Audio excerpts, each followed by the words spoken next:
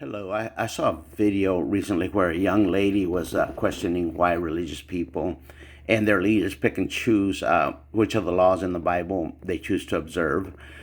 She was being upbraided, even castigated by the religious community for her views that they are picking and choosing from the laws but not following the law completely.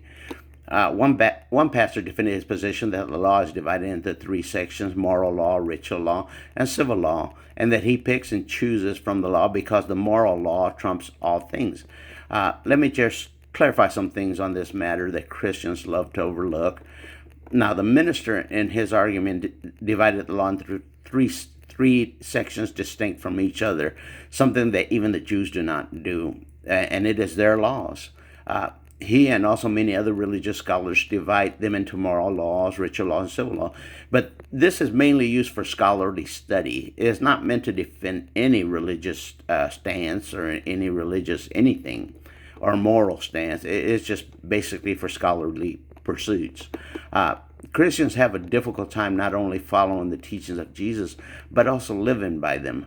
I would say that most Christians are only followers of Jesus, with a very small minority that are actual servants of Jesus.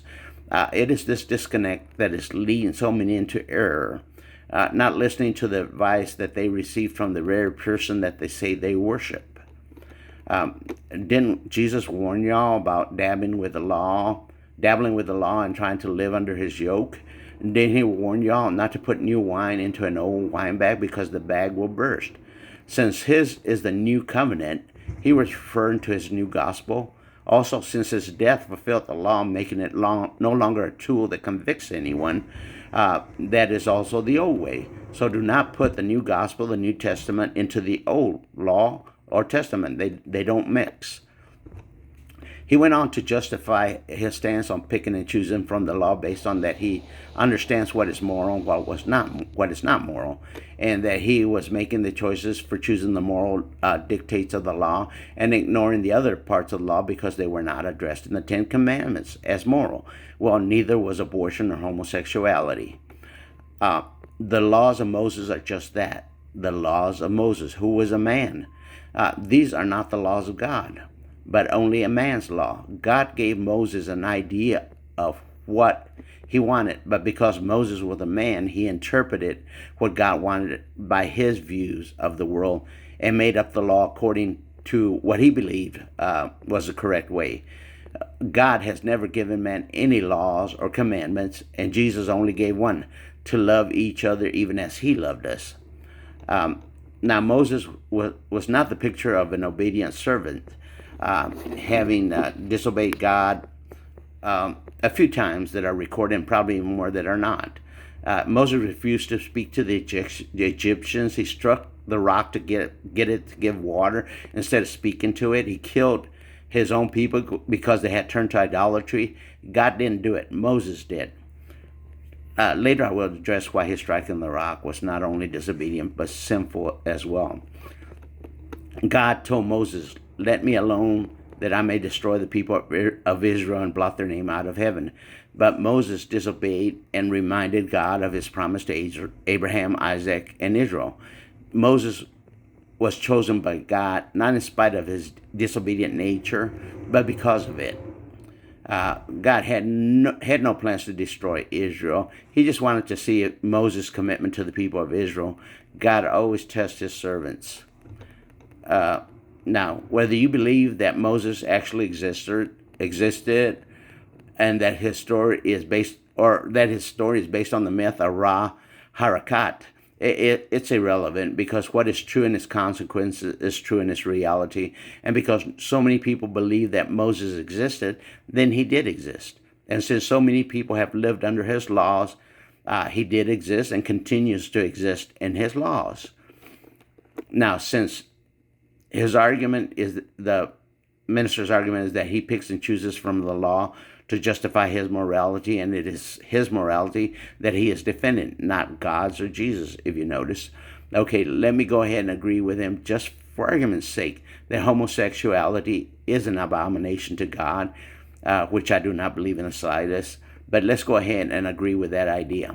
Now, they have chosen to condemn homosexuals for their having an ex for their not having an extra choice on whether they want to be homosexual or not, or and they have condemned them as what God wants.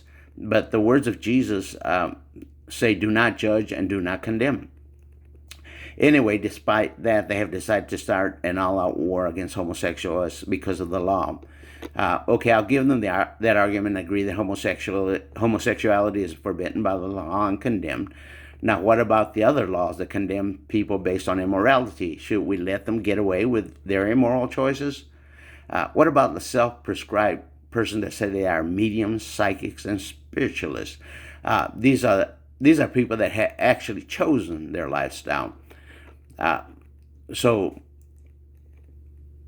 doesn't God say that he will turn his face away from them? So shouldn't the Christian world turn their faces away from these people and the people that use their products, such as getting readings, protection spells, love spells, and everything else they offer, including horoscopes? I think that this is not something that the Christian church would want to delve into without losing major sections of their congregations. Plus, one of the laws which does give a death sentence says that anyone practicing divination or seeking omens must be put to death. So all these people, going to these people, are actually, on the whole, more guilty than the people providing the services, other than ones seeking divination. So, yeah, the church wouldn't want to get onto these people. They would lose too many. Since there are so many moral laws that Christians are breaking every day, let me go straight into adultery, which is punishable by death. Didn't Jesus say that even if a man just lusts after a woman in his heart or mind, he has already committed adultery? So let's look at today's world where supermodels, actresses, women in general, dress with leaving nothing out about their bodies open to the imagination. I would leave out the porn industry and OnlyFans because I would think that Christians should already agree about the morality in those fields. Anyway, since these women tempt men, even godly men, on a daily basis, exactly how many men would you guess commit adultery several times in a day?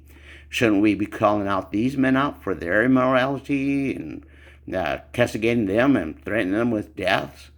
How about having sex with a woman while she's on her period? Also a death sentence. And what about a man having sex with a mother and her daughter and granddaughter? Also with death. Having sex with your daughter-in-law or sister-in-law, or sex with an animal? Also death.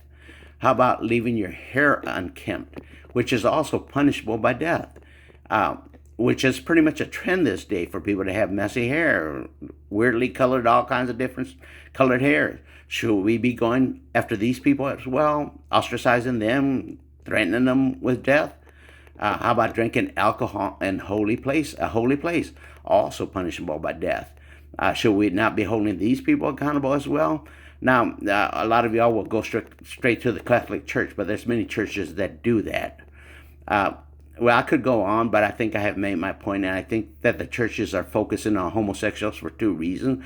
One is that homosexuals typically stay away from places that are going to judge them and bully them, so they won't be contributing to the church's coffers. Secondly, it gives the congregation someone to hate and focus their hate on, while the ministers scam more and more money out of them and teach them one of the greatest sins of all, hate. Okay, that's all I have. Y'all have a good day. Bye-bye.